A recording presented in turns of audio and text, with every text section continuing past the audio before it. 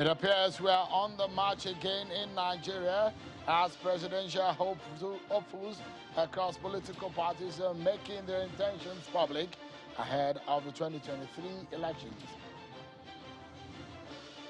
And a group of eminent Nigerians under the aegis of Rescue Nigeria project are speaking on the quality of leadership in the country.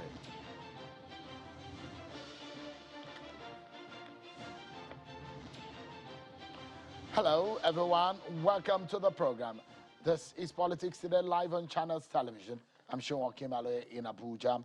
Let's begin by telling you that a political organization, the Rescue Nigeria Project, RNP, says, contrary to the claims by the current administration of addressing Nigeria's problems, it has ended up making them worse than they were. Speaking to journalists in Abuja today, a former governor of Kwara State, Abdul Fattah Ahmed, and a former minister for information, Frank Nweke Jr., both leaders lament what they call the dearth of quality leadership in the country, saying Nigeria needs statesmen whose vision is beyond the next election but focus on the next generation. Take a listen to them.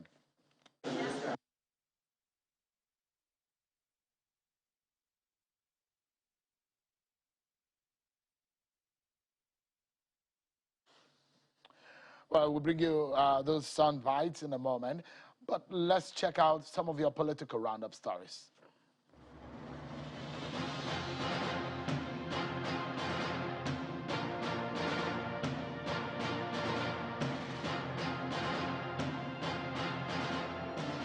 President Muhammadu Buhari has said that the federal government will leverage more on tax credit option to develop critical infrastructure, improve the socio-economic and well-being of the people. He was speaking in Ogun State during his working visit where he commissioned some landmark projects delivered by the government of the state. I have read and heard so much about this silent but effective achiever and deliverer of good governance. President Muhammadu Buhari says his administration is committed to equipping the Nigeria police for efficient policing of the country. Represented by the Minister of Police Affairs, Alhaji Maigeri Dingyadi, at the official commissioning and presentation of the operational vehicles, the President also urged the officers and men to adopt a holistic internal security mechanism that would boost operations in the force. As the general election draws near, there has been calls by different groups on certain individuals to vie for the position of President of the country. While the People's Democratic Party stakeholders in Kwara believe that Dr. Bukola Saraki has the wherewithal to turn around the fortune of Nigeria, the group championing the cause of the Vice President, Yemi Osinbajo, asked Bola Tinubu to throw in the towel for the Vice President to contest. River State Governor Nyesom Wike has ordered the arrest of those sponsoring the operation of illegal refineries in the state, some of whom are identified to be prominent businessmen in Rivers. Governor Wike gave the order after leading the River State Commissioner of Police, Eboka Friday, and other leaders of the state to inspect two illegal refining sites recently discovered in Ikwere and Emohua local government areas by the council chairman. I've informed the president of my intention. A gale of declarations for the 2023 presidential race trailed Senator Bola Tinubu's announcement of his intention to contest for the presidency in 2023. But this new wind of politicians making their intention to vie for the presidential seat is not limited to the ruling All Progressives Congress, APC. Aspirants on the platform of the main opposition party, the People's Democratic Party, seem to have also caught the fever as Mr. Dele Momodu and Sam Nwabua announced their intentions to contest the 2023 presidential elections on the platform of the PDP.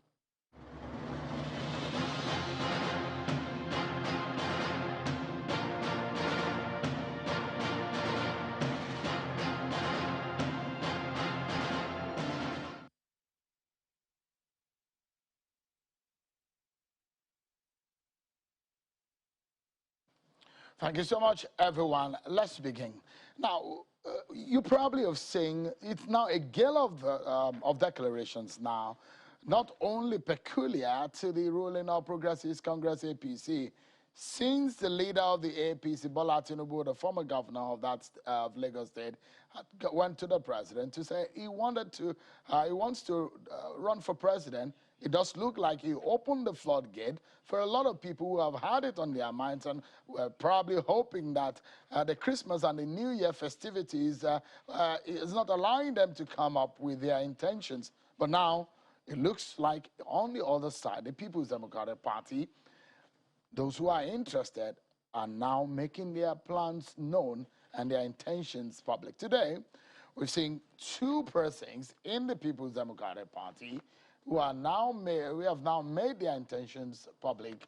Samoa Aboa and Chief Dele Momodu, both of them were at the party's head office in Abuja, where they spoke about their intentions. Let me allow you to listen to Samoa Aboa.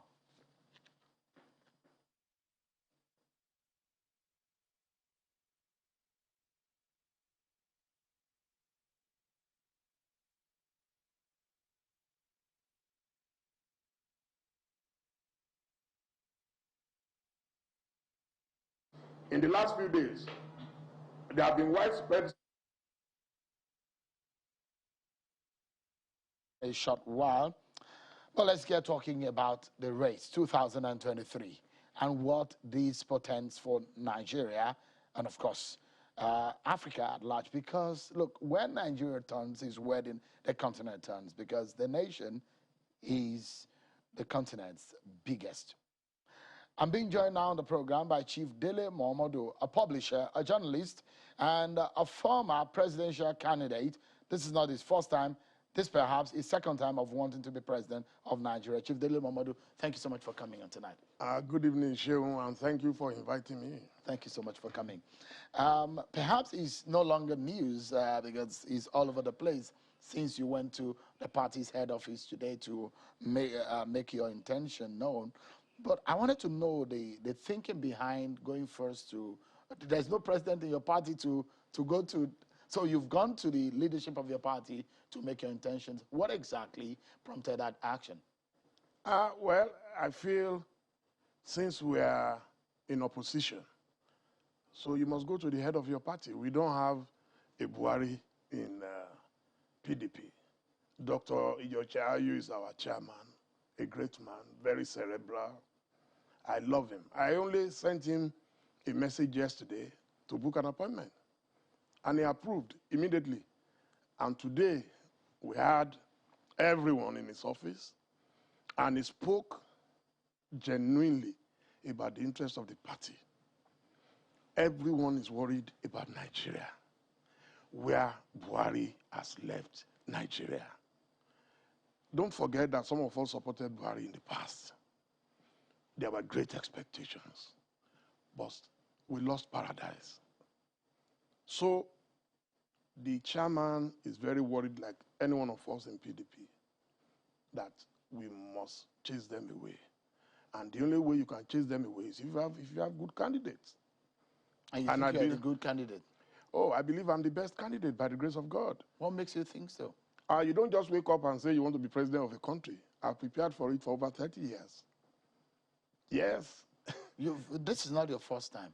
It's not my first time. The first time I didn't realize that the structures needed are beyond fringe political parties. So the lesson I took away in 2011 was that you cannot win national elections from local political parties. So that's why I'm in PDP. And today, the mood in the nation is that power should come to the south. And I'm well positioned. I'm from South-South, Edo State. I'm also from Southwest, Osun State.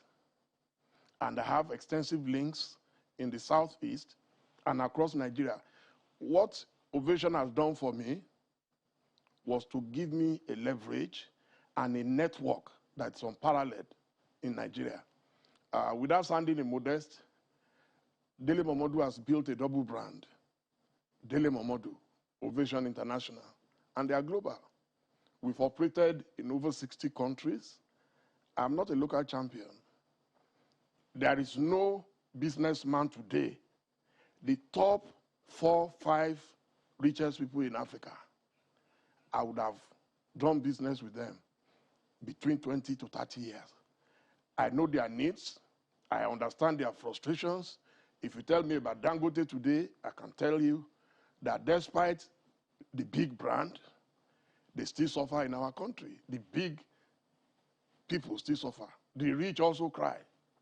He's invited me to its operations in Ethiopia, its operations in Tanzania, its operations in Zambia. There are not many politicians who understand the meaning of business. So I've never been a career politician, and I believe God preserved me for this purpose. I don't know how I did it, that I was not tempted to be a commissioner, to be a councillor, to be a local government chairman, to be a member of the House, to be a senator, to be a governor. I have been doing business. In entertainment, today, our young men and women are taking over the world. But some of us provided a platform. Since 2007, Ovation has been doing Ovation Red Carol. And that's how we were promoting young talents. So if you talk about Wizkid today, we've spent millions and millions to promote his music in the last 14 to 15 years. Twice in Nigeria, once in Ghana. If you talk of Davido, twice in Nigeria. If you talk of Burna Boy, twice in Nigeria, once in Ghana. If you talk of Tiwa, so you see, I know the needs of Nigeria. So this profile that you've reeled out, yes, are the things you think could give you the leverage or the experience needed to govern this country? Oh, it's part of it. It's much more than that. As I said, I mean, for me, the biggest problem facing Nigeria right away is unity. We must find someone who can unite Nigeria. And you think you are the one? Oh, certainly. There is no question about that. There is no part of Nigeria. And you think your party, the PDP, is the right platform? Oh, definitely. I mean, there are only two platforms for national elections, as I told you. Only two, APC or PDP. And Buhari left me with no option. You supported him? Oh, and I apologized publicly. It's one of my regrets, but we all make mistakes. There were great expectations when he was coming. Unfortunately, he and his party and his team have not been able to hold Nigeria together. There are two major reasons, major considerations when Buhari was coming. One was the insecurity. We thought as a retired major general, he would be able to fight insecurity head on. What did we see? Excuses upon excuses. Then corruption. Would you, in good conscience, say that corruption has left us? No. To fight corruption, you must use yourself as example. If I'm the president today, I'll start from myself and my family and say, no, there are things you cannot do. And I will not discriminate and say, so once you leave one party and go to the other party, your sins are forgiven. That's not good enough. Just let's take a moment, Chief Mamadou. Let's listen to Mr. Sam Awaboa. That's scenario I was painting earlier at the headquarters of the PDP, where Mr. Sam Awaboa and Chief Dele Mamadou went to visit the leadership. Basically, the primary agenda was to make known their intention for the #1 seat. My mission is to visit the chairman of our party, distinguished Senator Yocha Ayu, to have what I call a goodwill New Year visit to him to discuss issues relating to PDP and its manifest destiny for Nigeria at this season, and also to fully communicate to him one-on-one my desire to run for the office of President of the Federal Republic of Nigeria come 2023 on the platform of our party, the People's Democratic Party. In the last few days, there have been widespread speculations about my presidential bid for a second time. I've been greatly humbled by the excitement already generated, which reminds me of how it was 29 years ago when your good friend and my own adopted father, Chief Moshood Abiola, threw his heart in the ring. It is very obvious that Nigerians are eager to restore that promise of hope and the accompanying peace and joy that we lost. The time has come for full reconciliation and forgiveness and a closure of our ugly past. Nigeria urgently requires a reset and a total redirection. After due consultations with my family, friends, and some stakeholders, I've arrived at the decision to contest the 2023 presidential election on the platform of our great party, PDP. It does look like Chief Dele Momodu you have a role model. Certainly. And who is that? Oh, Chief Moshood Abiola. It wasn't just my role model. He publicly called me his adopted son, and he treated me like one. 1992, my wedding, December 19. My wife was handed over to Chief Abiola in Ijebu-Igbo. And after that, he asked, where are we taking our wife? I said, Ijebu-Ode. He drove with us. Your father cannot do more than that. He was my father. And I studied him like a book. I've said it elsewhere that I can do a PhD thesis on Abiola. It was Hope 93 at the time. Yes, please. What is it for you this time? Hope 23, because we lost that hope. We must bring it back. The reason everybody is agitating, everybody is fighting, everybody is quarreling, people are being killed, being kidnapped. People are just totally frustrated. If you see the messages I've received in the last few days, it's unbelievable. That, oh, finally, from people. Saying? Even including those who are agitating to break away. They said, if we have someone like you, one man, an Igbo man, called me from New Zealand. Okay, I don't want to mention names. He said, if we have people like you, then there is hope for Nigeria. You must give people hope. That's the first thing. Without that platform, that foundation, we're wasting our time. What gives you the confidence of getting the party's ticket? Because that's the first hurdle. Oh, because I'm deriving my power from the people. I'm not deriving my power from anywhere else. The people. God gave me access to the people. God gave me wisdom to invest in people. And it's payback time. Abiola did just that. So I don't know of any politician in Nigeria today who is my senior in politics. I started in 1982. At the age of 23, I was a private secretary to the then deputy governor of Ondo State, Chief Akamaburewo. Thereafter, I worked for the late Oni of Ife, Oba Okwadeshi Radiolubishe II. By the time I came to Lagos in 1988, my first job was for Chief Abiola. After that, I consulted for Dr. Mike Adenuga Jr. After that, I was founding editor of Leaders and Company, what became this day newspaper today. I have the Midas touch. The story of my life, I can tell you, is blistering. I got to Lagos to work for the first time in 1988. By 1990, I became the highest paid editor in Nigeria. My history is there. My trajectory is there. The question here is beyond what you've done for yourself No, as a private person. It's for my country. And because you have built a profile for yourself. Not just for myself. And that's one of the reasons why you can stand here and say, oh, Dele Momodu wants to run for president. I mean, you're coming from somewhere. The question is that when you throw your hat in the ring for a political party such as the PDP, you must have something that gives you the confidence, the wherewithal in terms of the political base that is needed to win the primary election. Do you have that in the PDP? There is no question about that. Look, the excitement. Just look at the coincidence. I am one of the biggest politicians on social media. I handle my social media accounts, Twitter, Instagram, Facebook, and so on. Today, Twitter started working in Nigeria. That's an indication that we're back to serious conversation. I have a direct followership of 1.6 million on Twitter alone, 746,000 on Instagram, about 300,000 on Facebook.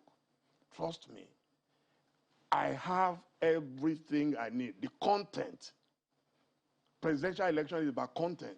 Before Donald Trump came to contest, what did he have? Content. He was a showbiz man. He was a billionaire. Do you have that as much? Nobody spends his billions. He even took donations. Buhari did not even have money. He said he borrowed money. Jonathan did not have money. Are you in the same shoes? Yaradua did not have money. Are you in the same shoes with them? I can tell you that I have access to funds. If the party gives me the ticket, I will be one of the biggest presidential candidates ever in Africa. I'm a global brand, operating in over 60 countries, on 5 continents. And that's why I keep saying, look, just as I'm a local boy who was born in Ile-Ife, whose father migrated from Edo State in South, and met his mother in Ile-Ife, and they got married. and gave birth to Dele Momodu. God laid the foundation. Look, when you read the story of my life, you'll be shocked that, okay, how could this man have done it? So because I'm coming back to the issue of the party that you have joined. When did you join? Oh, I mean, I've been with them practically for almost 2 years. But last year, I declared formally. If you see, I supported Alhaji Atiku Abubakar in 2019. So it tells you effectively. Your official membership of the party reads when? My official was that I joined last year. Okay? Don't forget that even some of the senior members of the party today at a point, they were in PDP, they went to APC, and came back to PDP. So, by the constitution of the party, are you qualified to run for president? More than qualified. Based on the constitution of the party? More than qualified. I mean, there is nothing in the constitution that says I cannot. No, but based on your membership, on the time of your membership. Sheung, trust me. You don't know when I got my card? You told us that you joined last year. No, I said formally, at least. That's for the public. I've been working with the party since before 2019. So you can regard that as membership too? That is it. So I'm wondering how you want to get a ticket, because there are criteria based on the constitution of the party. I cannot give you my strategy on television. When Chief Abiola joined SDP in 1993, it was 2 months to the primaries. It was sudden. Alhaji Babagana Kingibe was the chairman of the party. He had control of the party. He had control of the governors. A party can give ticket to anybody. A party can give waivers if they want. It is allowed. Are you seeking it? No, don't. So that's why I'm telling you, you don't know my strategy. Have you sought for waivers? I cannot discuss my strategy on television. Everybody's watching. My opponents are watching. The most important thing is my qualification and my competence. Now, let's move into other issues. You're going to be standing shoulder to shoulder with the likes of Atiku Abubakar, Bukola Saraki, Aminu Tambuwa, Nyesom Wike, and a host of others. Nyesom Wike told you he's contesting?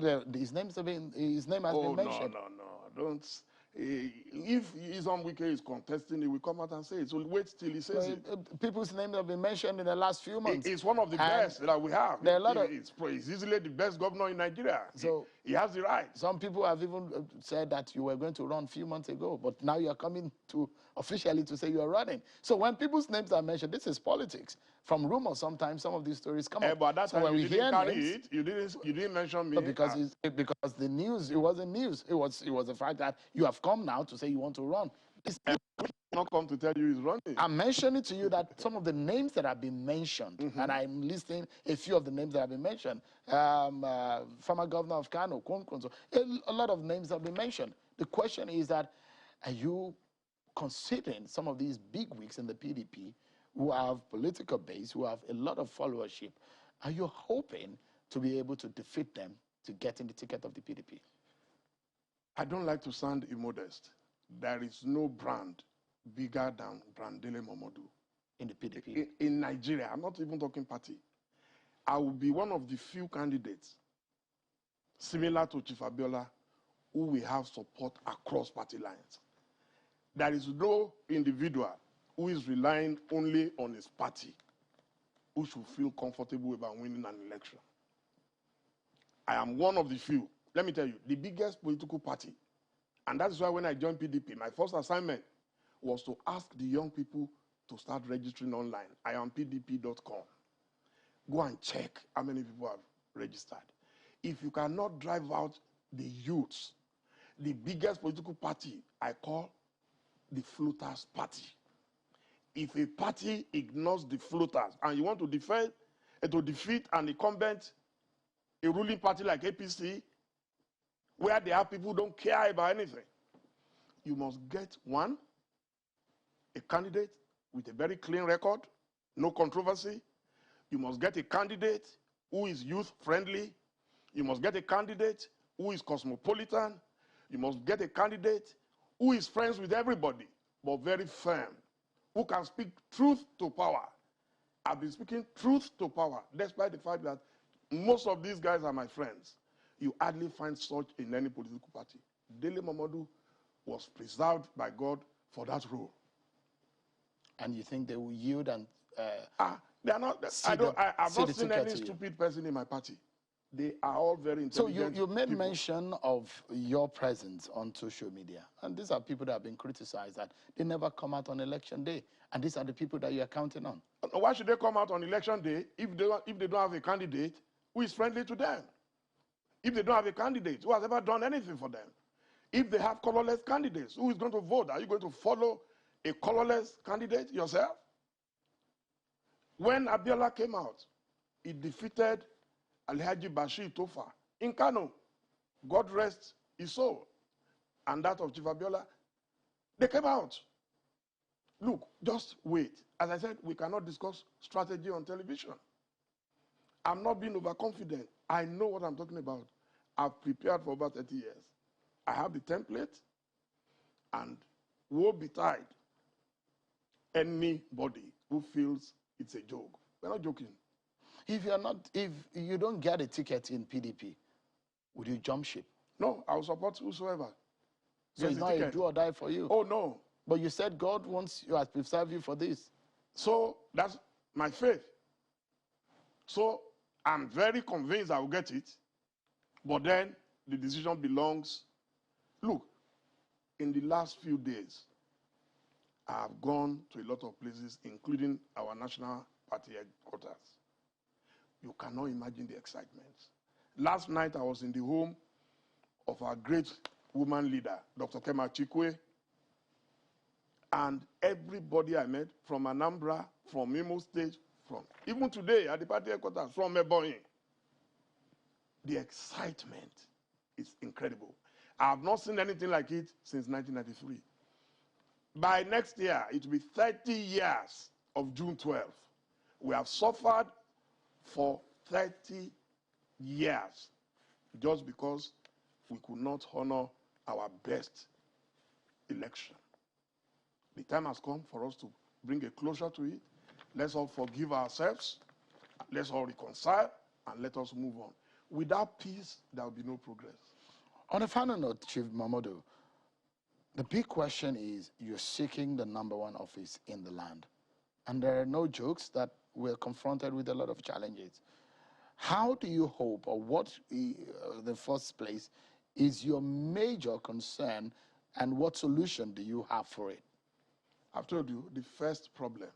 When President Buhari came, if he was sober enough to carry every Nigerian along, Nigerians are among the brightest human beings on earth. I've just told you, I've interacted with them in over 60 countries, on all continents, and I see how they are doing great things outside, but cannot do it in their own country. We will bring everybody back when they see a fair-minded leader. That is the first thing. That is non-negotiable. To unite Nigerians? To unite Nigerians. And how would you do that? A conference? Or how would you go about it? They will see it in your conduct. If you are nice to your staff, I see you, you are looking fine, you are looking robust, it means that the management of Channels TV is taking care of Seun Okibaloye. If you are not happy with your talent, you would have left. That's why people want to leave, because they are not comfortable with the Nigeria of today. There is no way I'll be president and the southeast of Nigeria will not be a Silicon Valley, and we will not go to the north and make sure that we invest seriously in agriculture and help in food production, in food export. There is no part of Nigeria today that does not have something to offer. But some people just choose to waste time on the altar of ethnicity, religion, primordial sentiments. Chief Dele Momodu, publisher of Ovation International, journalist, and a presidential aspirant on the platform of the People's Democratic Party. Thank you so much for coming on tonight. Thank you, Seun. And I wish you the very best. Me. Thank you. Thank you so much. Thank you.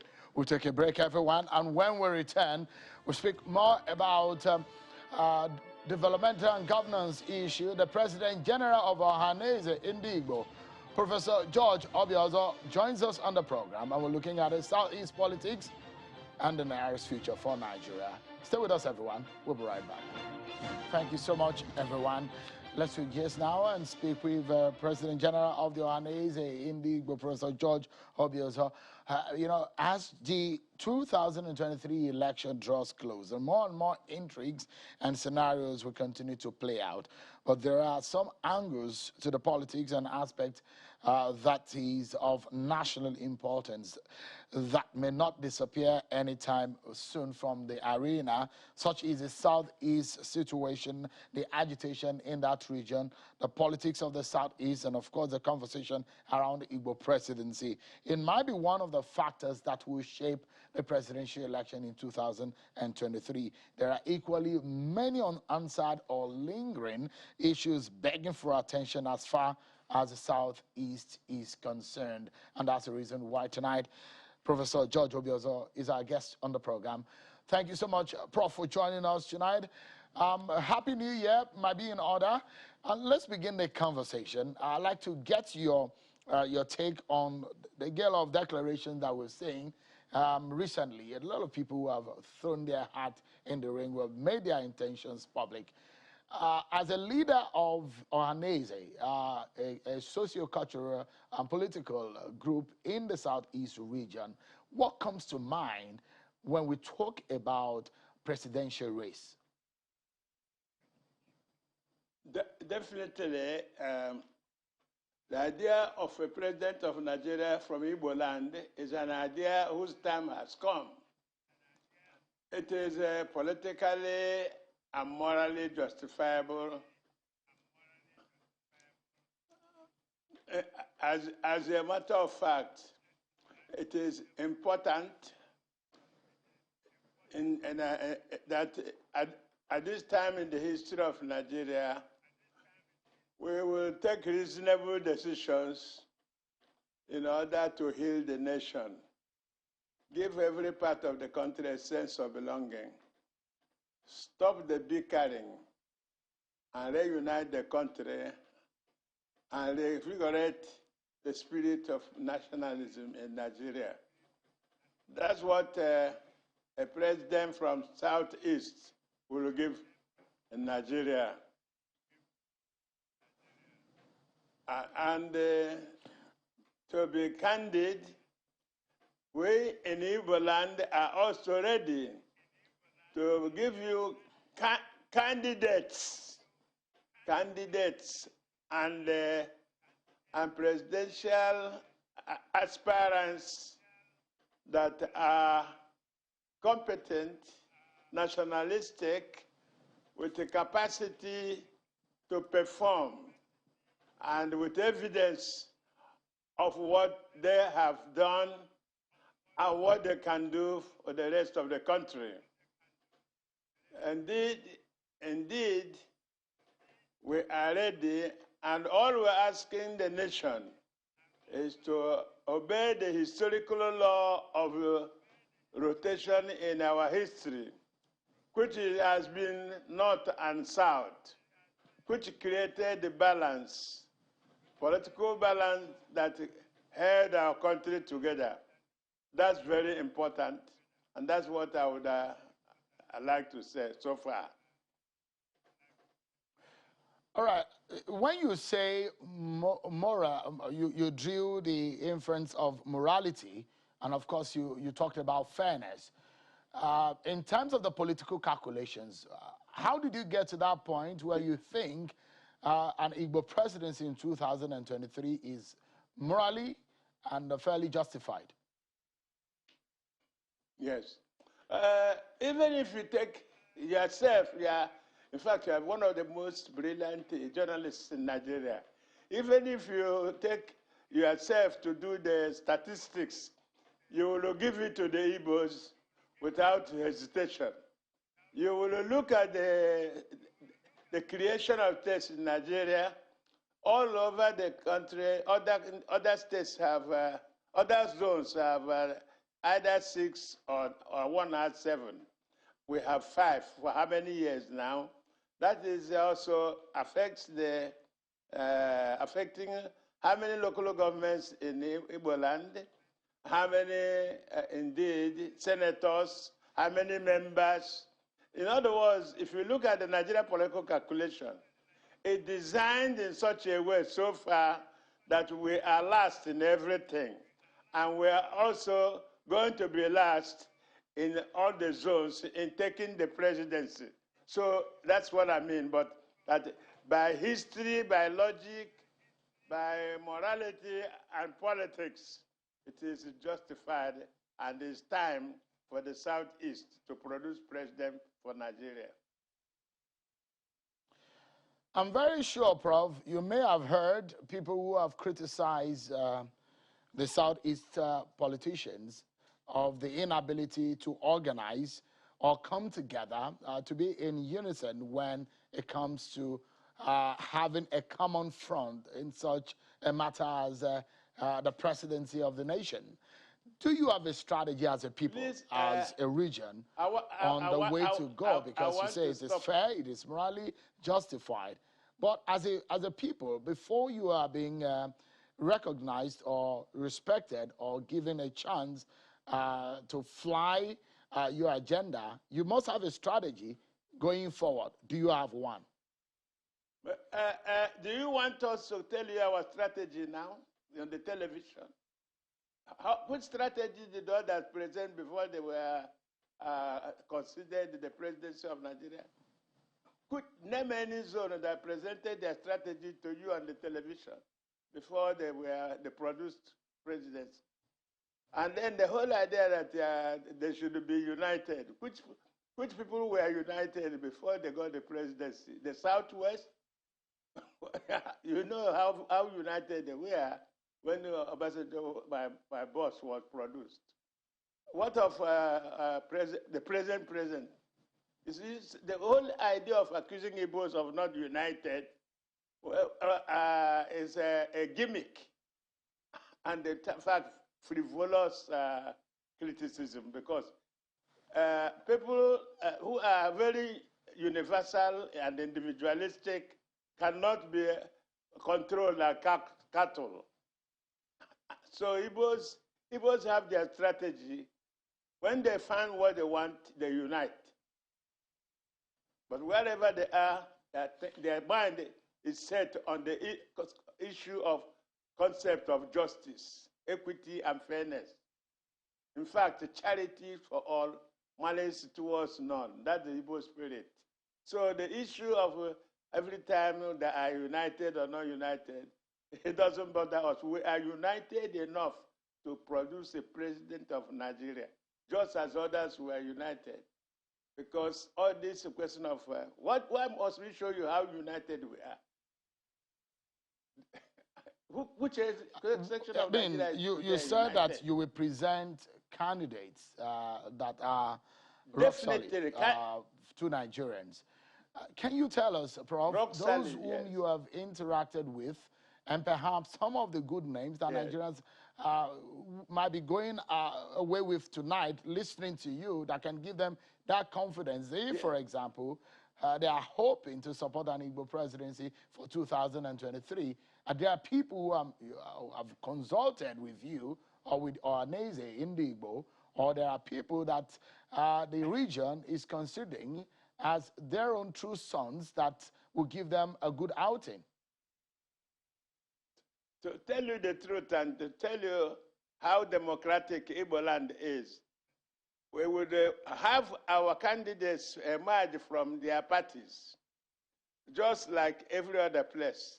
We don't select a candidate, but whatever happens, anybody that will emerge from Igbo land will be capable of leading Nigeria safely and leading it nationalistically, without prejudice to any side, without practicing selective morality, double standard, and outrageous paradox.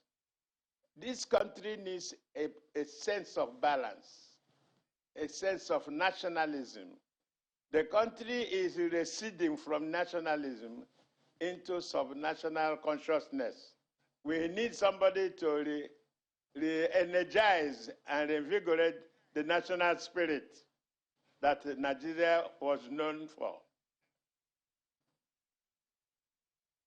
So, I mean, before I drop the matter on the 2023 presidency, Are you confident in your mind?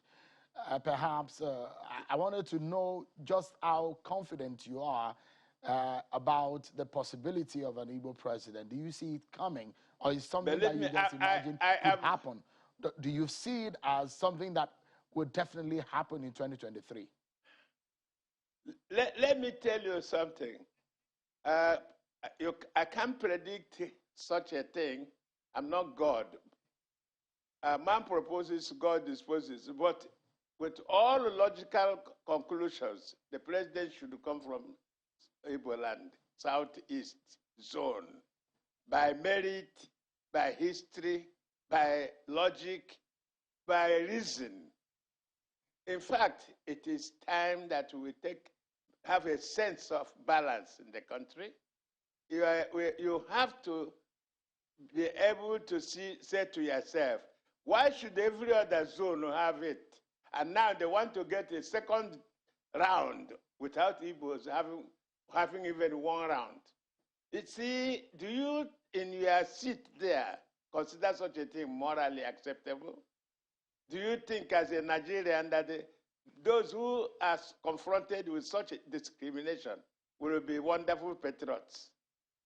We have to be careful in this country because we are dealing with a delicate balance. And the delicate nations like ours, multinational as we are, very sensitive things happen to multinational countries in the world.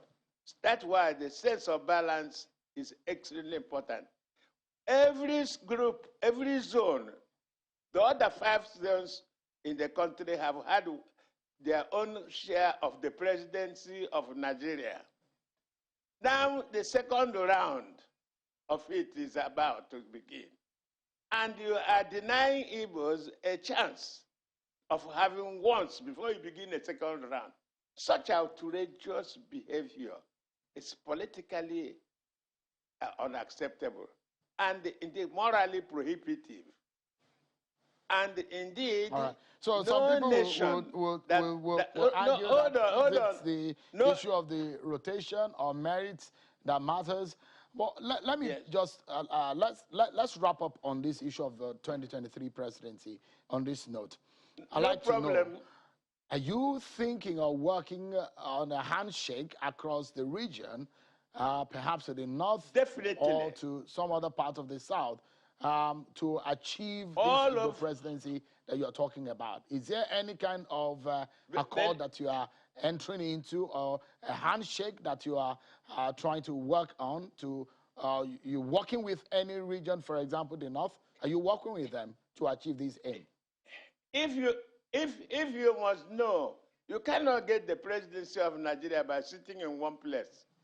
No one zone can elect themselves or elect itself president.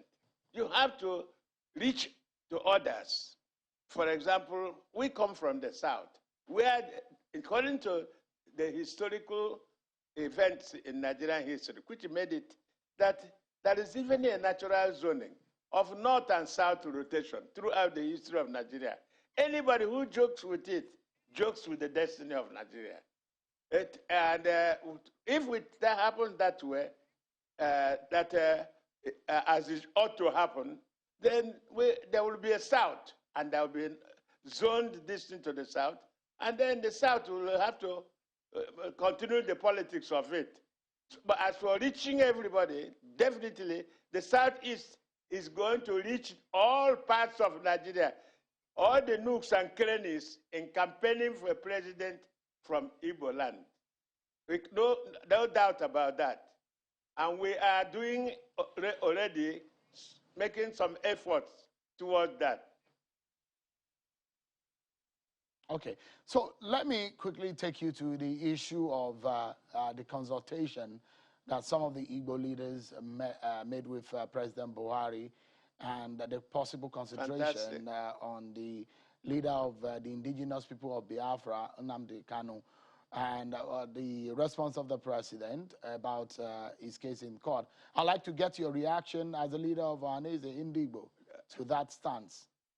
We in the Igbo land have clearly made it categorically clear too that we prefer a political solution to it, a dialogue to end it. It is clear to the rest of Nigerians, and we have repeated it, that the Igbo nation is not at war with Nigeria.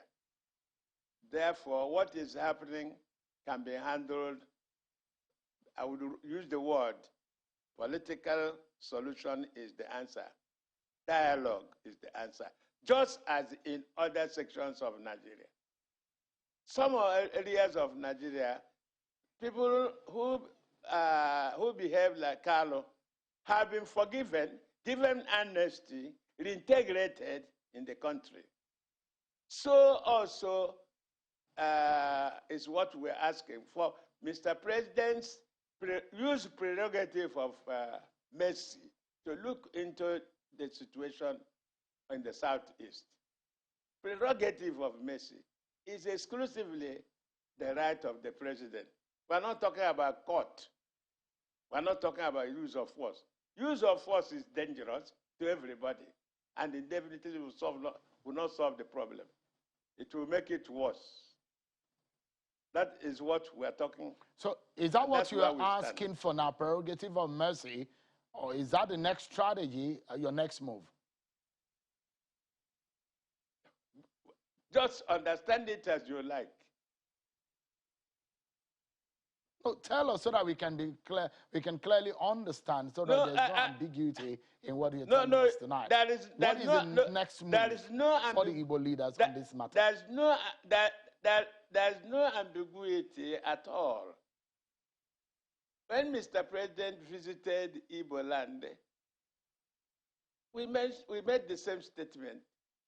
Several times, I have, as president of Ahaneze, including last week, made similar statement concerning the Nando Carlo and the IPOP. And I have made the reference that you are totally aware of, because, son, you are one of our best and brightest. You are not even new to Nigerian politics. You saw South Avengers, the Niger men and the rest, how the matter was solved. You saw how even the present Boko Haram, those who said they're repenting, how they're being rehabilitated. You understand, the problem of federalism is that the sensitivity is very much on the surface. If you don't do one as you have done to others, you have problem. That's what I mean by precarious balance, which must be maintained by any leadership in a country like Nigeria. So it's not anything strange. It is actually honorable demand to ask our president that the Southeast tension can be lowered and it can even be controlled if Mr. President assists us through the prerogative of mercy or any other way of what we're asking, amnesty for those young men. So is there a possibility of thinking of meeting the president again? Is that in the books? Is that on the table now? In fact, as good citizens of Nigeria, we would love to meet the president. He's our president, and it is very, very important and an honor to meet the president. So let's look into the security situation in the Southeast region of the country. Is there an understanding of the root cause or the reasons why agitation, the underlying factor for some of the agitation and insecurity in the Southeast? There is indeed. By the way, let me be frank with you, Sean. Do you know that until this election fever started, Southeast was the most peaceful part of Nigeria? Did you believe that? Or did you see that? And with the fever for politics, all kinds of hell broke loose and broke out in the Southeast. indeed, we, as of now, at one time, when you analyze it, you believe, or you are very much inclined to believe, that it was orchestrated. And it was politically inspired or orchestrated. And today, in some parts of the Southeast, something that is developing, which is not good, like police do investigations, as presently in Imo. And the result of the investigation of arrested criminals with guns and this will be delayed, or delayed for such a long time that the perpetrators seem to have been actually treated with gloves in the hand. So the issue is that there are many things that that are suspicious about insecurity in the Southeast. But what is not in doubt for me is that it's the politically inspired. But how do you then resolve it permanently? Is Ebiboago going to help permanently put an end to it?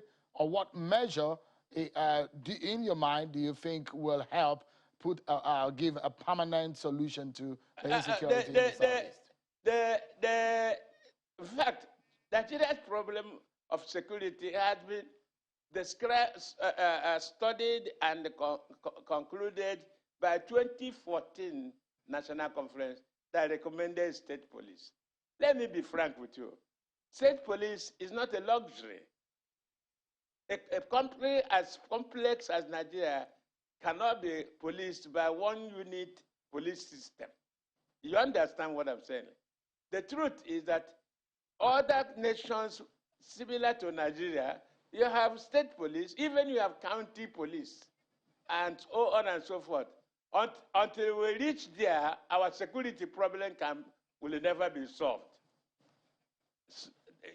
I know that many people are arguing against state police or even municipal police, but it is inevitable it will come in order to maintain peace and security in Nigeria. It's a matter of time.